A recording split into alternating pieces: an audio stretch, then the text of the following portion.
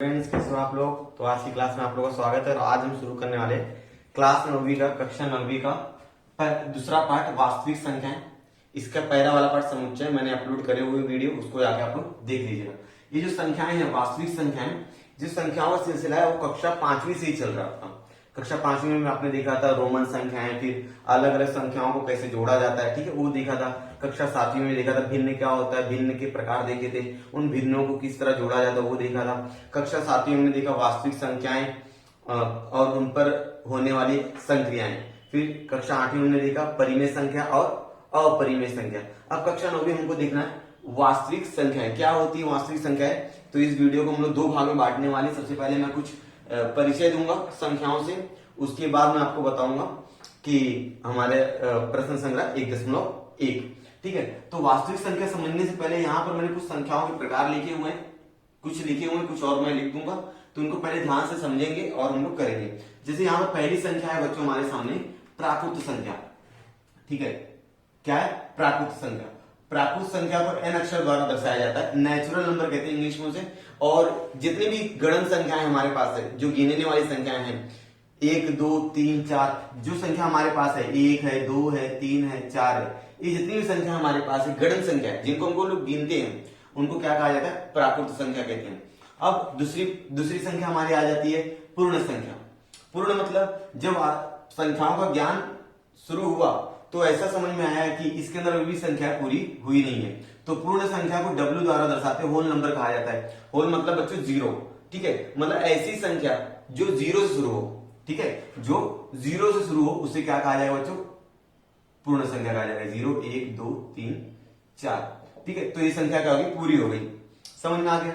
तो अभी पूर्णांक संख्या है, तो पूर्णांक संख्याओं में ऐसा हुआ कि जो भी संख्याएं थी वो तो खाली धनात्मक थी। बाद में जब कैलकुलेशन किया गया हिसाब किताब में, तो देखा कि ऋणात्मक संख्याएं भी होनी चाहिए। तो उन धनात्मक और ऋणात्मक संख्याओं को मिलाकर पूर्णांक संख्याएं बनाई गई, ठीक है। पूर्णांक संख्याओं को आय द्वारा दर्शाते, इसको इंटीजर कहते हैं इंग्लिश में। जैसे 1 2 3 4 ये हमारी धनात्मक संख्या है, ठीक है, और ये 0, ठीक है। अब -1 -2 -3 ये क्या होगी? ऋणात्मक संख्या होगी।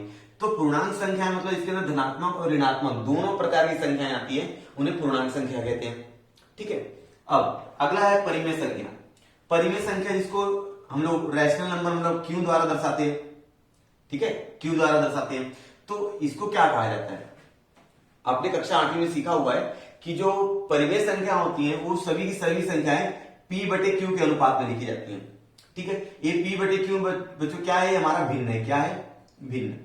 आपको समझता हो भिन्न मतलब इसके अंदर अंश रहे, अंश बटे हर, अंश बटे हर, मतलब ऊपर रहेगा अंश और नीचे रहेगा हर, इसको क्या कहा जाता है? भिन्न कहा जाता है। मतलब जितनी भी भिन्न वाली संख्याएं जो P/Q के अनुपात में आपको दिखेंगी, वे सभी की सभी संख्या क्या रहने वाली है? यहाँ पर परिमेय संख्या रहने वाली। जैसे 1/2 हो गया, 3/2 हो गया, 5/4 हो गया, 10/12 हो गया, ठीक है। ये जितनी संख्या है इनको क्या कहा जाएगा? परिमेय संख्या कहा जाएगा। लेकिन यहां पर जो क्यू का मान है, ये क्यू का मान 0 नहीं होना चाहिए। अगर मान लीजिए आपने क्यू का मान 0 रख दिया तो 1/0, तो किसी भी संख्या को आप 0 से भाग दो तो आंसर क्या आएगा बच्चों? इंफिनिटी आ जाएगा। क्या आ जाएगा? इंफिनिटी आ जाएगा। अपरिभाषित कहा जाता है इसको। क्या कहेंगे हम लोग? अपरिभाषित, ठीक है। चलो, तो यहां पर आपको परिमेय संख्या समझ में आ गई। अब अपरिमेय संख्या किसे कहते हैं? तो अपरिमेय संख्या को क्यों C द्वारा दर्शाते हैं। ये क्या होता है? कॉम्प्लीमेंट ऑफ परिमेय, मतलब परिमेय का उल्टा। मतलब ये संख्याएं जो रहती है वो परिमेय संख्या नहीं होती है।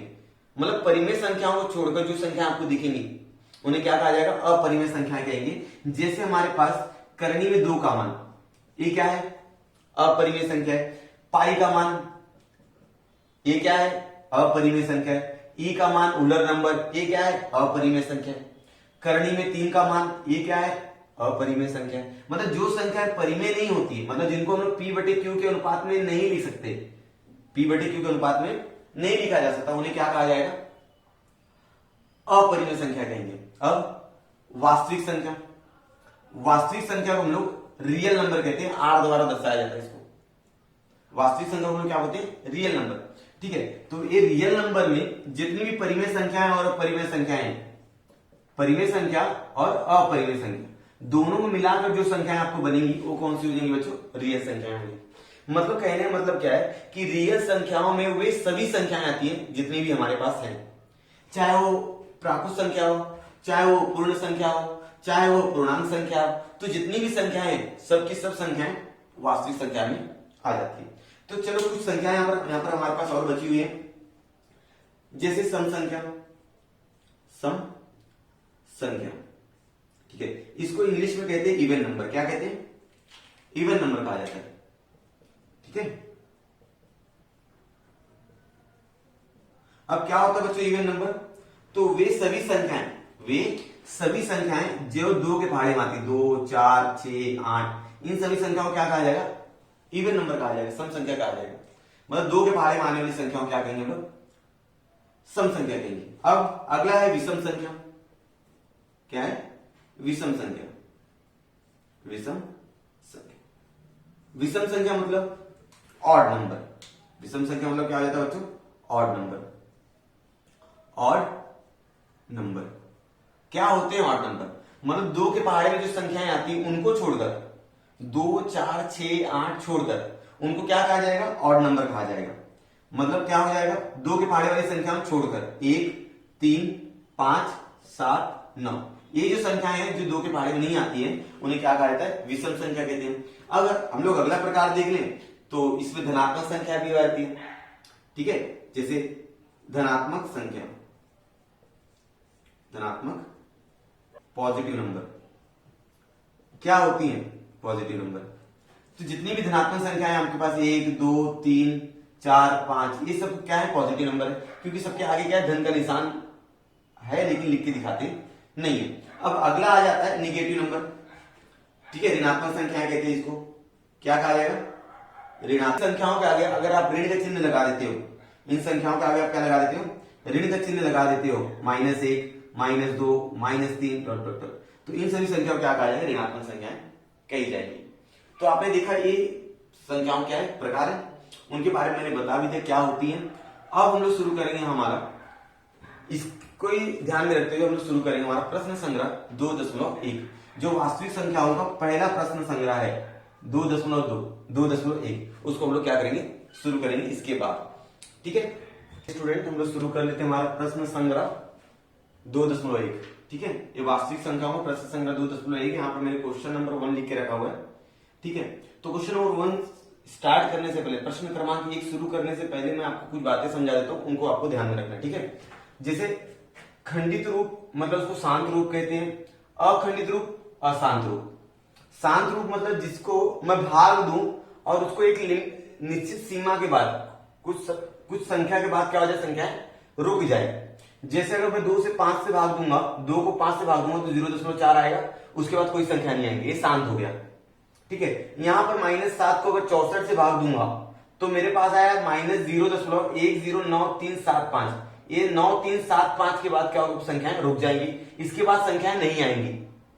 ठीक है, तो उनको क्या कहा जाएगा, शांत रूप कहा जाएगा। 101 को अगर मैं 8 से भाग दूं तो मेरी मान आएगा 12.625। अब 625 के बाद कोई संख्या नहीं आएगी, इसको क्या कहा जाएगा, शांत हो गया, वो शांत रूप हो गया, खंडित रूप हो गया। ठीक है, अखंडित में क्या होता है कि संख्याएं ना आती जाएंगी, वो संख्या रुकेंगी नहीं, दशमलव के बाद रुकेंगी नहीं। जैसे 17 को अगर मैं 36 से भाग दूं तो 0.472222, ये जो 2222 बढ़ रहा है वो संख्या हमेशा आती रहेंगी। तो ये 2222 रुक नहीं रहा है ना, तो इसको मैं क्या लिख सकता हूँ, 0.472 और इसके ऊपर मैं लगा दूंगा बिंदी 12। मतलब ये जो 2 है वो बार बार रिपीट हो गया, इसलिए उसको क्या लग जाएगा, 12 लग जाएगा। इसको क्या कहा जाएगा, अखंडित रूप कहा जाएगा। अब दूसरा 33 को आपको 26 से भाग देना है तो 1.269230769 फिर 23707। ठीक है, तो इधर देखो 2376 वहां पर क्या हो रहा है, बार बार रिपीट हो रहा है, इसलिए मैं 92376 ये जो संख्या है बच्चों बार बार रिपीट हो रही है वहां पर 92307 ये बार बार आएगा, ये रुकेगा ही नहीं, तो उसको क्या कहा जाएगा, अशांत खंडित रहा है। और 56 को अगर मैं 37 से भाग दूं तो 1.513 513 513, तो मैं इसको लिख सकता हूं 1.513। कौन बार बार रिपीट हो रहा है? 513, तो 513 के ऊपर लगा दो बार बार रिपीट हो रहा है। ठीक है, तो आपको ये समझा होगा कि खंडित रूप क्या होता है और अखंडित रूप क्या होता है। ठीक है, चलिए तो अब इनको क्या करना है, यहाँ पर सवाल पहले पढ़ लेते हैं। निम्नलिखित में से कौन सी परिमेय संख्या शांत है? कौन सी क्या है? शांत है। और कौन सी परिमेय संख्या में दशमलव रूप अशांत मतलब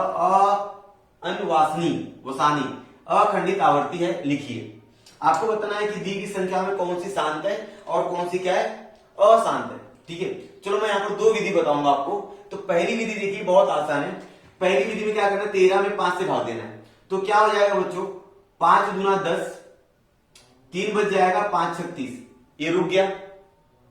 तो ये क्या हो गया, ये क्या हो गया? शांत आवर्ती है, शांत आवर्ती है। ठीक है, क्या लिखेंगे तो शांत आवर्ती है। दूसरा देखो, 2 में 11 से भाग देना है। 2 में 11 से भाग देना तो मैं यहां पर बताता हूं, देखो आपको 2 में 11 से भाग देंगे तो 2 में तो 11 भाग जाएगा, दशमलव लगाओ, 0 बढ़ा दो, 11 एकम 11, 9 बच जाएगा। फिर आपने दशमलव लगाया, 0 बढ़ा दो, 11 के 88, फिर 2 बच जाएगा, फिर दशमलव लगाओ, 0 बढ़ा दो, 11 एकम 11, फिर 9 बच जाएगा, 11 के 88। तो ये जो 0.18 आ रहा है, 18 आ रहा है, ये बार बार आ रहा है। तो मैं इसको क्या लिख सकता हूं, 0.18 बार, 18 जो बार बार आ रहा है, इसलिए इसको क्या कहा जाएगा बच्चों? इसलिए मैं इसको क्या बोल दूंगा? अशांत आवर्ती है। क्या है? अशांत आवर्ती है। ठीक है, चलिए तीसरा देख लो, 29/16। 29/16 को मैं भाग देगी बताता हूं आपको कैसे आएगा। फिर देखिए, ये 29 है, यहां पर क्या है? 16। आपको छोटी संख्या बाहर लिखनी है, बड़ी संख्या मतलब जो नीचे वाला रहेगा वो बाहर रहेगा और जो ऊपर वाला रहेगा वो अंदर। तो 16 एकम होता है 16, 16 दूना 32 होता है, तो 29 से ज्यादा हो जाए तो लेंगे नहीं उसको। तो बच जाएगा कितना आंसर, 16 में कितना जुड़ेगा? 13 आ जाएगा, 13। अब 16 का पारा 13 नहीं है, दशमलव बढ़ा दो, 0 लगा दो। 16 का पारा इतने बार पढ़ो कि 130 आ जाए।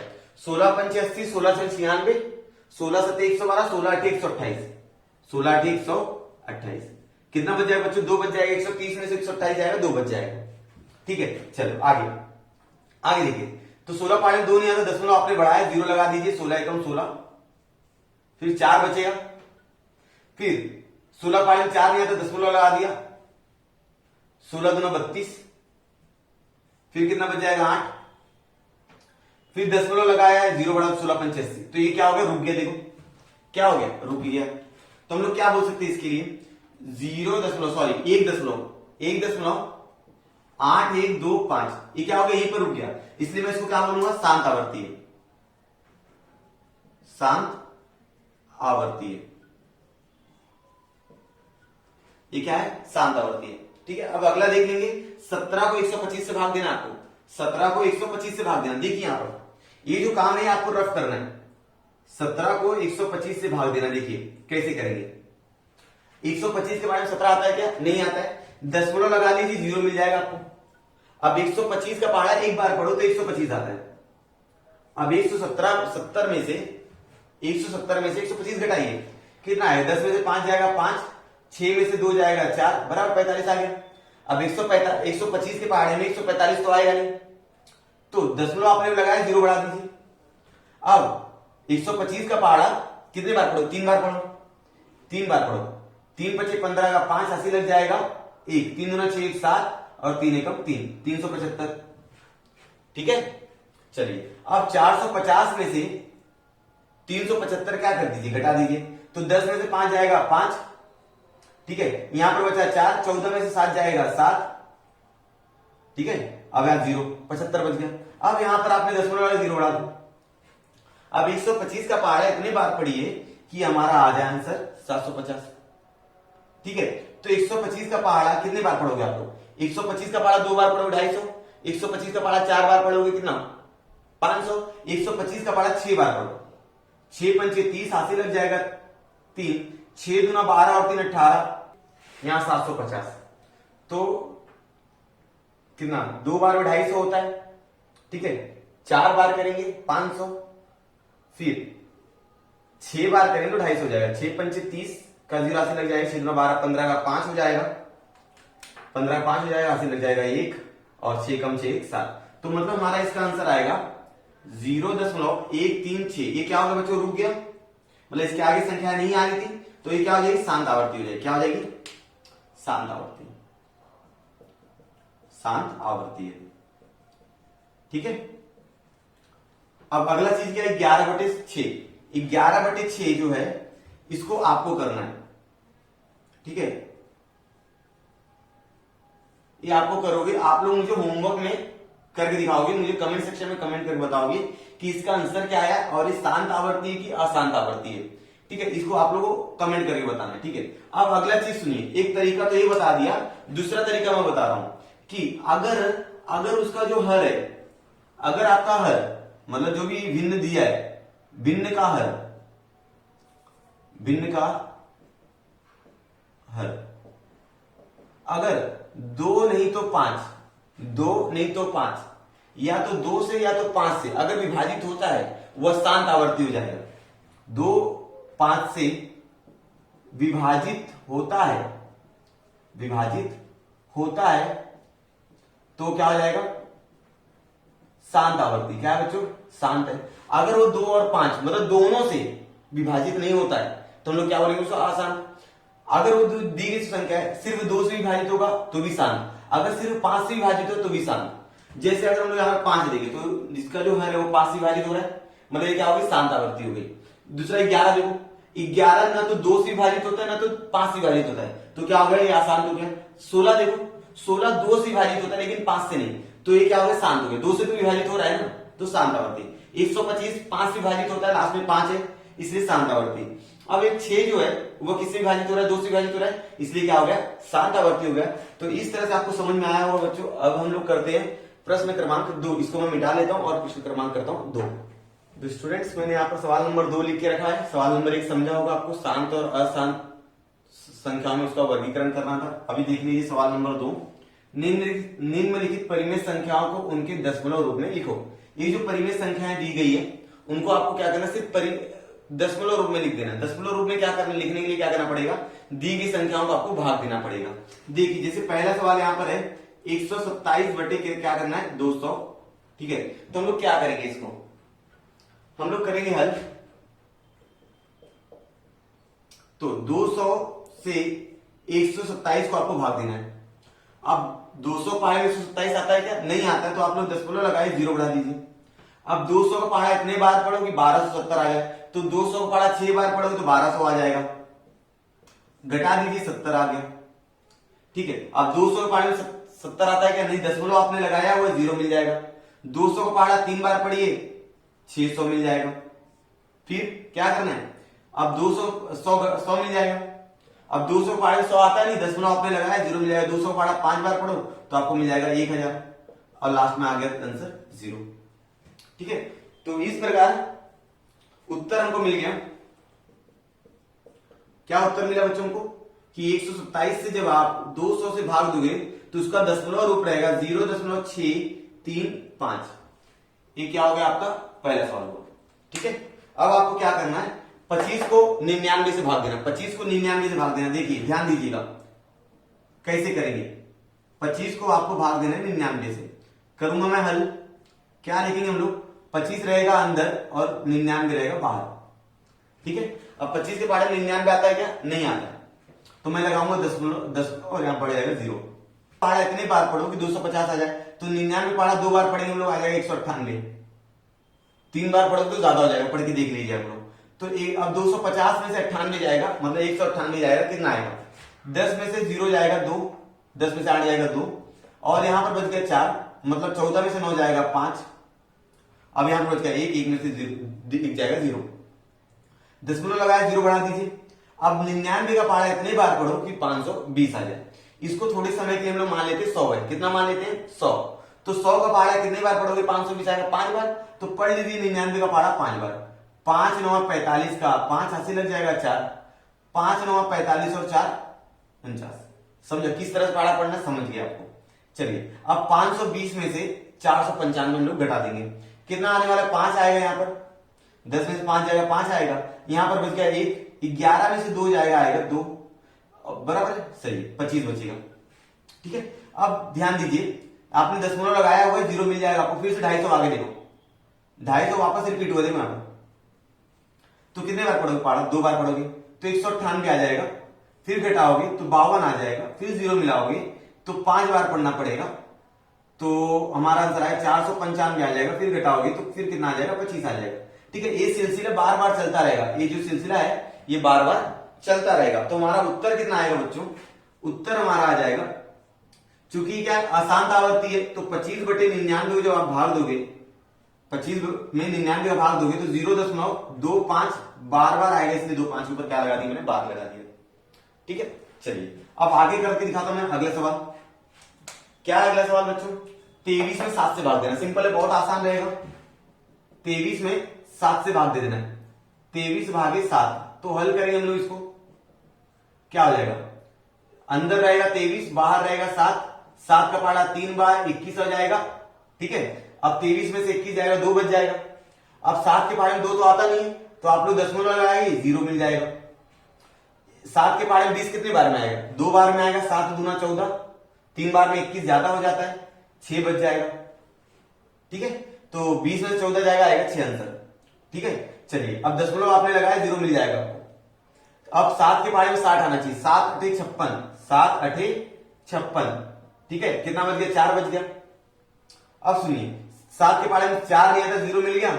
7 बचे 35, 7 बचे 35, कितना बच गया? 5। फिर से सुनो, अब 0 मिल जाएगा। 7 7 49, भाग देते जाएंगे हम लोग। ठीक है, फिर कितना बच गया? 1। फिर ध्यान देंगे, अब 0 मिल गया, 7 एकम 7, फिर कितना मिल गया? 3, फिर 0 बढ़ा दो, 7 चौक 28, फिर कितना मिल गया? 2, फिर 0 बढ़ा दो, 7 दूना 14। ये देखो, ये दोनों यहां पर रिपीट हो गया, 20 और 14। तो जब संख्याएं रिपीट हो जाए तो वहीं पर आप क्या कर दोगे? रोक दोगे। तो आपको समझ में आ गया कि ये तो 2 8 संख्याएं आ रही है, उस संख्या के क्या नहीं होने लिए? बार बार आने वाली। तो उत्तर में हम लोग क्या लिखेंगे बच्चों? उत्तर में हम लोग लिखेंगे कि 3.2857 ठीक है, तो ये जो संख्या है ये 28571, ये जो है बार बार आने वाला है, इसलिए मैंने उसके ऊपर क्या लगा दिया? बार लगा दिया। जब तक संख्या सेम नहीं आ जाए तब तक आप भाग करते जाओगे। समझ में आ गई? चलिए अब आगे करते हैं, अब आगे कर लेते हैं। आगे क्या दिया है? 4/5 दिया है। क्या दिया? 4/5, 4/5 दिया है। ठीक है, ये चौथा सवाल हमारा। हम लोग इसको हल करेंगे, क्या आएगा देख लेंगे। ये 4 अंदर जाएगा, 5 बाहर आएगा। 5 के बारे में 4 नहीं आता है, तो मैं दशमलव लगाऊंगा, 0 मिला दूंगा। 4 5 8 40 हो जाएगा। 5 8 40, 0 मिल गया। तो कितने जल्दी रुक गया? देखो 0 में आ गया ना। ठीक है ना, शेषफल 0 आ गया। शेषफल जब 0 आ जाए तो हमें वहीं पर रुक जाना है। उत्तर क्या आ गया बच्चों? हमारा 7/5 का आंसर आ गया 0.8। ये क्या हो गया? शांत हो गया। ये क्या था? अशांत था। ये भी क्या था? अशांत था। ये था शांत। अब हमको सिर्फ 5वां करना, आखिरी वाला। तो क्या करेंगे उसको आपको करना होमवर्क। क्या करना आप लोगों को? होमवर्क करना है। 17 को भाग देना 8 से, और उसका आंसर कितना आएगा? 17 को जब आप 8 से भाग दोगे तो इसका उत्तर कितना आएगा, ये मुझे आप कमेंट करके बताओगे। ठीक है, जब मैंने 4 सवाल कराया तो एक सवाल आप कर सकते हो, तो इसको कमेंट सेक्शन में कमेंट करके बता दीजिएगा कितना आंसर आया, मतलब इसका दशमलव रूप क्या रहने वाला है। अब हम करते सवाल नंबर, क्वेश्चन नंबर 3। ठीक है, इसको मैं मिटा लेता हूं और क्वेश्चन नंबर 3 करता हूं। मैंने यहाँ पर क्वेश्चन नंबर 3 लिख के रखा हुआ है। क्या है क्वेश्चन नंबर 3? निम्नलिखित परिमेय संख्या को संख्या p/q के रूप में लिखिए। p/q के रूप में लिखना है, मतलब उसको परिमेय संख्या के रूप में लिखना है, मतलब जो भी संख्या रहेगी उसको बटे के रूप में लाना है। तो यहाँ पर टोटल 5 सवाल दिया गया है। 0.6, 0.37, 3.17, 15.89 और 2.514। ये 5 सवाल दिए गए। 5 सवाल को मैं एक के बाद एक करूंगा, आप लोगों को समझ में भी आएगा। ठीक है, तो मैं पहला सवाल हल करता हूं। यहाँ पर देखिए 0.6 दिया है, तो मैं करूंगा हल करने के लिए सबसे पहले मैं जो भी संख्या रहेगी, जितने भी सवाल है उनमें जो भी संख्या रहेगी, सबसे पहला काम उसको x मान लीजिए। मान लीजिए x बराबर 0.6 बार है। ठीक है, तो अब आगे का स्टेप क्या है कि आप देखिए कि कि मतलब कौन सी संख्या रिपीट हो रही है, बार किसके ऊपर लगा 6, मतलब कौन रिपीट हो रहा है, 6 रिपीट हो रहा है, बार बार आने वाला है। तो हम लोग क्या लिखेंगे यहां पर, हम लोग लिखेंगे दी गई संख्या में केवल एक अंक 6 आवर्ती है। 6 आवर्ती है मतलब 6 बार रिपीट हो रहा है, मतलब 0.66666 आ रहा होगा, इसलिए 6 के ऊपर बार लगाया गया है। तो ये लाइन लिखना है। इसके बाद क्या करना है, दोनों पक्षों में 10 से गुणा कर देना है। अगर एक अंक रिपीट होगा तो 10 से गुणा करना है, अगर 2 अंक रिपीट होगा तो 100 से गुणा करना है, अगर 3 अंक रिपीट होगा तो 1000 से गुणा करना है। ठीक है, देखना है दशमलव के बाद कितना अंक रिपीट हो रहा है, मतलब कितने अंकों की पुनरावृत्ति हो रही है। अगर एक अंक की पुनरावृत्ति हो रही है तो 10 से गुणा कीजिए, 2 अंक की पुनरावृत्ति हो रही है तो 100 से गुणा कीजिए, 3 अंक की पुनरावृत्ति हो रही है तो 1000 से गुणा कीजिए। चलिए तो मैं लिख देता हूं, इसलिए दोनों पक्षों में 10 से क्या करने पर बच्चों, गुणा करने पर। अब दोनों पक्षों में 10 से गुणा कर तो क्या हो जाएगा, ये 10x हो जाएगा और ये हो जाएगा, जब इसके अंदर 10 से गुणा करोगे 6.6 बार हो जाएगा। करके देख लीजिए इसके अंदर गुणा। तो इसको अगर मैं 1 मान लू, समीकरण 1, और इसको समीकरण नंबर 2 मान लू, अब दोनों समीकरण को क्या कर दीजिए, घटा दीजिए। क्या करेंगे हम लोग, घटा देंगे। तो घटाते समय क्या करेंगे, x को x में से घटाएंगे और इसको इसमें से घटाएंगे। तो 10x माइनस x बराबर 6.6 बार माइनस 0.6 बार, बराबर है। चलिए 10x में से 1x जाएगा, आ जाएगा 9x बराबर 6.6 बार में से 0.6 जाएगा। देखो 6.6 बार में 0.6 बार जाएगा, कितना आएगा, 0 जाएगा और बच जाएगा 6, कितना आगे 6 आ जाएगा। तो x का मान आपको निकालना है, x बराबर आ जाएगा 6/9। अब इसको काट दी, 2/3 आ जाएगा, तो x का मान आ गया 2/3। तो p/q का मान कितना आ गया हमारा, p/q का मान कितना आ गया। तो हम लोग उत्तर लिखेंगे, उत्तर में हम क्या लिखेंगे बच्चों, 0.6 को मैं 2/3 लिख सकता हूं। समझ में आ गया होगा आप लोगों को, ठीक है। चलिए यही हो गया हमारा पहला सवाल, ठीक है। अब मैं करता हूं दूसरा। देखिए यहां पर दूसरा क्या है, दूसरा 3.17 का बार। तो मैं इसको हल करूंगा, तो हल करने के लिए क्या करना पड़ेगा, सबसे पहले इस संख्या को x मान लीजिए, x बराबर 3.17 बार रिपीट हो रहा है इसलिए। अब दी गई संख्या में कितने अंक है, 2 अंक है, तो हम लोग क्या बोलेंगे, दी गई संख्या में 2 अंक, कितने अंक, 2 अंक, कौन कौन से, 1 और 7 आवर्ती है। 1 और 7 क्या है बच्चों, आवर्ती है। 1 और 7 क्या हो रहा है, रिपीट हो रहा है। दशमलव के बाद 2 अंक है, 1 और 7, वो क्या हो रहा है, बार पुनरावृत्ति होगी उनकी। तो मैं इसके अंदर कितने से गुणा करूंगा, 100 से गुणा करूंगा। तो मैं क्या लिखूंगा, दोनों पक्षों में 100 से गुणा करने पर, दोनों पक्षों में क्या करने पर, 100 से गुणा करने पर। 100 से गुणा कर दीजिए, क्या हो जाएगा, यहां पर 100x हो जाएगा, और यहां पर जब 100 से गुणा करोगे तो 2 दशमलव घटक जाएगा, तो कितना, 317.7 आएगा, 17 आएगा बार, ठीक है। अगर मैं इसको समीकरण नंबर 1 मान लूं और इसको समीकरण नंबर 2 मान लूं, तो अभी समीकरण 2 में समीकरण 1 को क्या करना है, आपको घटाना है। तो 100x माइनस x वाला x में जाएगा और इसमें से ही जाएगा, 317.17 बार माइनस 3.17 बार, बराबर। अब देखिए 100 में से 1x जाएगा तो 99x आएगा। अब 17 बार में 17 बार जाएगा तो 0 हो जाएगा, बच जाएगा 317, ठीक है। अब x का मान यहां निकालने के लिए 317/99 करना पड़ेगा। तो आ गया p/q के अनुपात में, इसलिए हम लोग उत्तर क्या लिखेंगे बच्चों, उत्तर हमारा आ जाएगा 3.17 बार का आंसर आएगा 317.99, ठीक है। चलिए समझ में आ गया होगा आप लोगों को, समझा। अच्छा 317 का मैंने कर दिया, अब 0.37 का करना बाकी है, तो मैं इसका कर लेता हूं, तीसरा वाला था तो दूसरा वाला कर लीजिए। दूसरा वाला यहां पर कर देता हूं, चलो 0.37 बार। तो हम लोग क्या लिखेंगे, हल करते समय हल यहां लिखना है, और सबसे पहले इसको x मान लीजिए, x बराबर 0.37 बार, ठीक है, अब क्या करना, दी गई संख्या में कितनी संख्या आवर्ती है, 2 संख्या आवर्ती है, तो मैं लिखूंगा दी गई संख्या में 2 अंक, यहां पर अंक है बच्चों 2 अंक, कौन से 2 अंक, 3 और 7, 3 और 7 क्या है, आवर्ती है, क्या है, आवर्ती है, 3 और 7 क्या है, आवर्ती है, इसलिए मैं क्या बोलूंगा, 2 अंक आवर्ती, इसलिए मैं क्या बोलूंगा, दोनों पक्षों में 100 से गुणा करने पर, इसलिए मैं क्या बोलूंगा, दोनों पक्षों में 100 से गुणा करने पर,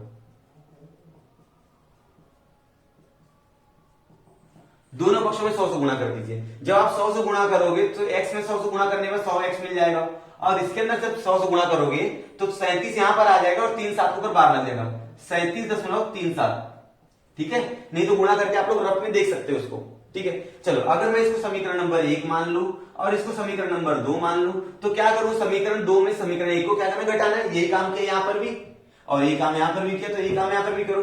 चलो 100x माइनस एक्स बराबर 37.37 का बार में से 0.37 बार घटा दो, 100 में से x जाएगा बच्चों, आ जाएगा 99x, और 37 में से 37.37 बार में से 37 बार जाएगा तो आ जाएगा 37, ठीक है।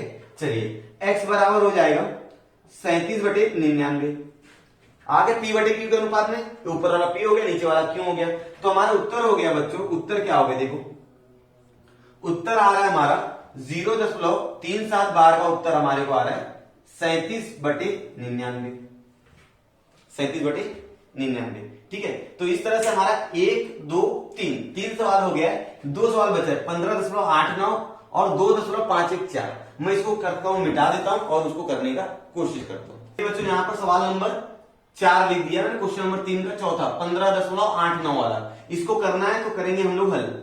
सबसे पहला काम, दी की संख्या को हम लोग x मानेंगे, x बराबर 15.89 बार बराबर, अब देखना है दी गई संख्या में, दी गई संख्या में 2 अंक, कितने अंक आवर्ती है, 2 अंक, 8 और 9 क्या है बच्चों, आवर्ती है, आवर्ती मतलब वो रिपीट हो रही है, बार बार आ रही है, ठीक है, 8 और 9 आवर्ती है। अब 2 अंक आवर्ती किससे गुणा करेंगे, 100 से गुणा करेंगे, तो हम लोग क्या लिखेंगे, दोनों पक्षों में 100 से गुणा करने पर, जैसे ही आप दोनों पक्षों में 100 से गुणा करोगे तो क्या हो जाएगा, 100x बराबर 1589.89 का बार, सही है, 8 9 इधर आ जाएगा जब 100 से गुणा करोगे, ठीक है। जब आप 100 से गुणा करते हो तो दशमलव राइट साइड में घसकता है, अगर आप 100 से गुणा किया तो 2 अंक घसकेगा, 1000 से गुणा किया तो 3 अंक घसकेगा,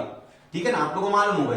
अब अगर इसको मैं 1 नंबर मान लू समीकरण, तो इसको 2 नंबर मान लो, तो मैं समीकरण 2 में से समीकरण 1 को घटाऊंगा, 100x में से 1x जाएगा, 100x माइनस 1x, और यहां पर 1589.89 बार माइनस 15.89 बार, ठीक है।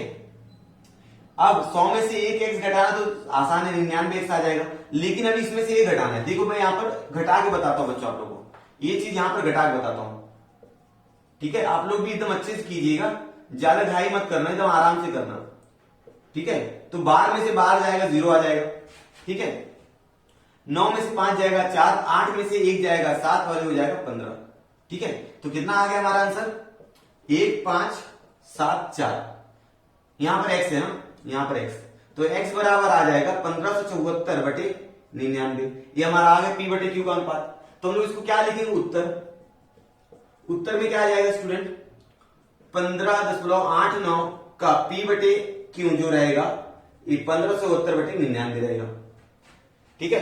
तो इस तरह से हम लोग p बटे q के अनुपात में किसी भी दशमलव वाली संख्या को लिख सकते हैं। अब आखिरी सवाल हमारा बच गया है, देखिए सवाल नंबर 5वां, 2.514, यहां पर 3 संख्या रिपीट हो रही है, तो मैं क्या लिखूंगा हल में, हल में दी की संख्या पहले x मान लीजिए, दी की संख्या मैंने x मान लिया है। अब दूसरा क्या, दी की संख्या में कितने अंक की आवृत्ति हो रही है, 3 अंक की आवृत्ति हो रही है, तो मैं क्या लिखूंगा, दी गई संख्या में 3 अंक, कितने अंक बच्चों, 3 अंक, कौन कौन से 3 अंक, 5 1 और 4 की क्या हो रही है, आवृत्ति हो रही है। 5 1 4 की आवृत्ति है। ठीक है, अब 3 अंक की आवृत्ति तो किससे गुणा करेंगे, 1000 से गुणा करेंगे। ठीक है, 1 अंक की आवृत्ति रहेगी तो 10 से, 2 अंक की आवृत्ति रहेगी तो 100 से, 3 अंक की आवृत्ति रहेगी तो 1000 से गुणा करेंगे। चलो 1000 से गुणा करेंगे, दोनों पक्षों में 1000 से गुणा करने पर, दोनों पक्षों में क्या कर रहे हो आप लोग, 1000 से गुणा कर दे रहे हो, तो क्या हो जाएगा हमारा आंसर, 1000 है x बराबर, अब ये 5 1 4 यहां पर घसीगा, 3 अंक बाद घसीगा। ठीक है, एक मिनट 5 1 4 5 1 4, क्योंकि 5 1 4 रिपीट हो रहा है ना, इसलिए 5 1 4 रहेगा। समझ में आ गया। अब इसको अगर समीकरण नंबर 1 मान लो, इसको समीकरण नंबर 2 मान लो, तो समीकरण 2 में से समीकरण 1 को क्या कर दो, आप घटा दो। ठीक है, 1000 x माइनस एक्स बराबर 2 5 1 4 5 1 4 का बार में से जाएगा 2.514। ठीक है, समझ में आ रहा होगा आप लोगों को। 1000 में से 1 x जाएगा, आ जाएगा 999x। ठीक है, अब इसमें से मतलब 5 1 4 में से 5 1 4 गया 0, 4 में से 2 जाएगा 2, और यहां पर 1 और यहां पर 25। समझा, घटा देंगे तो कब आ जाएगा यहां पर, x बराबर हो जाएगा 2512/999। ये हमारा आ गया p बटे q का अनुपात मान। तो हम लोग क्या लिखेंगे, उत्तर में हमको आया क्या स्टूडेंट, क्या आ गया 2.514, इसका p बटे q क्या रहेगा 2512/999। तो इस तरह किसी भी दशमलव वाली संख्या को, किसी भी आवर्ती और अखंडित और खंडित संख्या को आप लोग p बटे q के अनुपात में लिख सकते हो। मतलब किसी भी दशमलव वाली संख्या को आप परिमेय संख्या में बदली कर सकते हो। तो किस तरह बदली किया जाता है मैंने पूरा बता दिया है, उम्मीद आपको पूरा समझा होगा। तो स्टूडेंट यदि आपको पूरा समझ में आया है तो आपको क्या करना है, अपने दोस्तों के साथ ज्यादा से ज्यादा इस वीडियो को शेयर कीजिए। हम लोग मिलते हैं नेक्स्ट वीडियो में अगले प्रसंग के साथ।